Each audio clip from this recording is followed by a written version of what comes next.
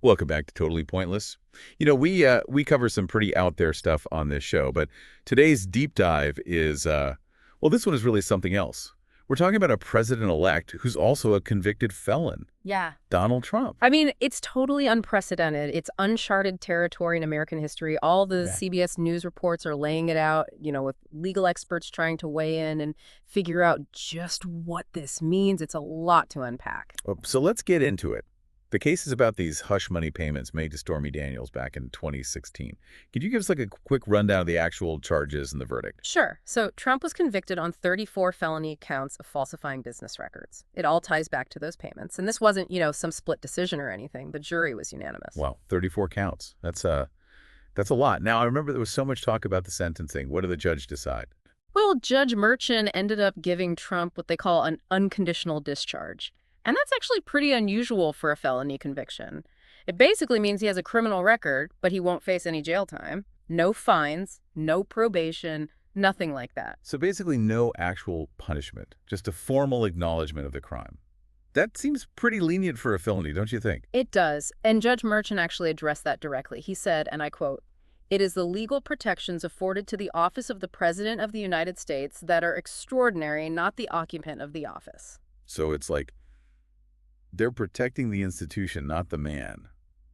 I bet Trump's legal team was pretty happy about that. Didn't they try to delay the sentencing or Yeah, something? they definitely did. They argued that it would interfere with his duties as president-elect. I mean, they took their appeal all the way to the Supreme Court. Woe to the Supreme Court. Mhm. And what happened? Did the Supreme Court agree to delay it? No, they didn't. The court ruled 5-4 to let the sentence proceed as planned. And get this, two conservative justices, including one that Trump himself appointed, actually sided with the majority. Wow, that's pretty surprising. Even some of his own appointees thought the sentencing should go ahead. What was Trump's reaction to all of this? So he actually appeared virtually at the sentencing. He was speaking from Mar-a-Lago. He maintained his innocence, called the trial a terrible experience, but he didn't really get into any specific legal arguments during the hearing. So no big courtroom outburst, just sticking to the I'm innocent claim. Yeah. What happens next? Is he appealing? Yeah, he said he'll appeal the verdict. He's framing it as not being about the lack of, actual penalties, but about clearing his name. He even said it's for psychological reasons. Interesting. So he wants to fight the conviction, even though there's no jail time or fines on the line. It seems like this is more about, his public image than anything else. But what about the legal side of things? Does this set any kind of precedent? That's the big question, isn't it? And it's one that legal experts are really struggling with. This situation brings up all these questions about presidential immunity and accountability. It's a lot to think about. Yeah, it's definitely a lot to unpack, and we'll for sure dive deeper into that in just a bit. But before we move on, I want to hear what the prosecutor had to say about the sentencing. Did they have any strong reactions? Oh, they did. Prosecutor Joshua Steinglass actually expressed some serious concern about how Trump's actions could impact public perception of the justice system. He thinks this whole case raises really important questions about respect for the rule of law, and you know what that means for everyone. Interesting. So we have Trump appealing the conviction, and the prosecutor worried about the message this is sending to the public. This story is definitely far from over. Before we get into what the experts are saying, let's take a quick commercial break. Don't forget to like, comment, and subscribe to Totally Pointless. We'll be right back. And we're back on Totally Pointless. Still trying to make sense of this whole President-elect Trump situation. Before the break, you mentioned that legal experts are kind of split on what this means going forward. Yeah, totally. It's a mixed bag. Some experts are arguing that this case is it exposes a real weakness in our system. Like a president or even a president-elect might be kind of shielded from, the full force of the law. So are they saying that this creates a dangerous precedent? Yeah. That future presidents could essentially get away with crimes? It's definitely a concern they're raising. Yeah. And it kind of ties into this whole debate about presidential immunity. Where does that immunity actually begin and end? Especially in a case like this where the crime happened before he even took office. Yeah, it's like the rules aren't exactly black and white here. Feels like we're in uncharted territory. Legally speaking, at least. We are. And this case could very well set a precedent for, how future similar situations are handled. It's a lot of weight for one case to carry. No kidding. What about the actual sentence, the unconditional discharge? Did the experts have anything to say about that? Oh, yeah, definitely.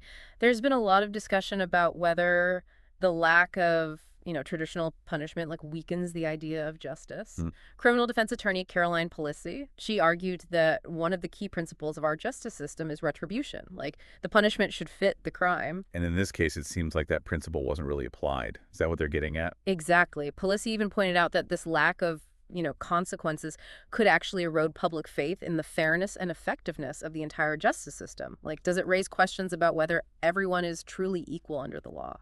It's complicated to say the least. I mean, we have a president-elect going into office with a felony conviction, but no actual punishment. It just feels odd. It is an unusual outcome, that's for sure. And this whole tension between, upholding the law and protecting the office of the president, it's really at the heart of this entire debate. So how do we reconcile those two things? Like, how do we make sure that presidents are accountable for what they do, but also not jeopardize the stability of the entire office? That's the million-dollar question, isn't it? And unfortunately, there's no easy answer. I think legal experts will be debating the implications of this case for years to come. Yeah, I have a feeling this will be a case study in law schools for generations. What about the bigger picture, though? How does all of this reflect on American democracy as a whole? This case has brought to light some underlying vulnerabilities in our system, for sure. It's exposed the potential for conflict between, our democratic ideals and the unique protections given to the presidency. It also raises concerns about public trust in institutions and the rule of law. So it's like this case has forced us to confront some uncomfortable truths about our system. Yeah, I think so. And it's a reminder that democracy is fragile. It takes constant vigilance and engagement from all of us to maintain its integrity. That's a sobering thought for sure. Yeah. And it's something for all of us to think about as we move forward. We'll be right back with more on this unprecedented case after a quick word from our sponsors. Don't forget to like, comment, and subscribe to Totally Pointless. We are back on Totally Pointless and still digging into this whole President-elect Trump sentencing thing. Going through all these reports, there's one thing that really kind of stood out to me. It's the contrast between, Trump's defiance and the seriousness of this whole situation. Yeah, it's definitely a juxtaposition. It makes you think he's about to step into the most powerful office in the world with a felony conviction on his record, but he's still saying he's innocent and challenging the legal system. It's like he's trying to project this image of strength, I guess. Like, I'm not backing down, even though, things look pretty rough. Yeah. It's a unique way to handle this whole thing, that's for sure. It really is, and I think it speaks to how complicated this case really is. Legally speaking, the sentencing is done. He has a criminal record, but no actual penalties. But politically, this is far from over. Yeah, you're right. It feels like we're just at the beginning of a much bigger story.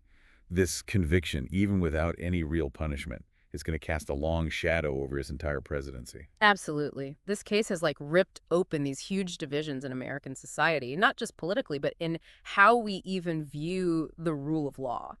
It's like a wound that needs to heal. But will it ever fully heal? It makes you wonder what the long-term consequences will be. Like, will this embolden future presidents to kind of push the limits of their power? Or will this be like a cautionary tale? That's the question, isn't it? I think historians will be debating that for decades. Honestly, what we can say for sure is this case has changed American politics forever. There's no going back. It's a lot to process, really. And it reminds us that even in a country like ours, with our long history of democracy, the system can be pretty fragile. That's so important to remember. This whole situation shows just how important civic engagement is. Critical thinking. Healthy skepticism of those in power. Democracy isn't a spectator sport. We have to participate to make it work. Well said. Yeah. We, the people, have a responsibility to hold our leaders accountable and protect those institutions that, keep us free. Exactly. And this case is like a wake-up call. It's a reminder of that responsibility. It's telling us to engage in these conversations, to challenge injustice, to work towards a better and more just society for everyone. Couldn't have said it better myself. Mm-hmm. Well, folks, that's it for our deep dive into this crazy legal and political saga. We've covered the charges, the sentencing, the fallout, and what it all might mean in the long run. We really tried to get into those complex issues like presidential immunity, the ins and outs of the justice system, and that delicate balance between power and accountability. We've tried our best to give you a balanced view of this whole thing. You probably have more questions now than when we started, but hopefully you have a better understanding of what our democracy is facing. And as always, we hope you'll keep thinking about these things. Talk about them with others. Do your own research and come to your own conclusions. Couldn't agree more. Thank you all for joining us on this wild ride. Don't forget to like, comment, and subscribe to Totally Pointless. We'll see you next time. Until then, stay curious, stay informed, and stay engaged.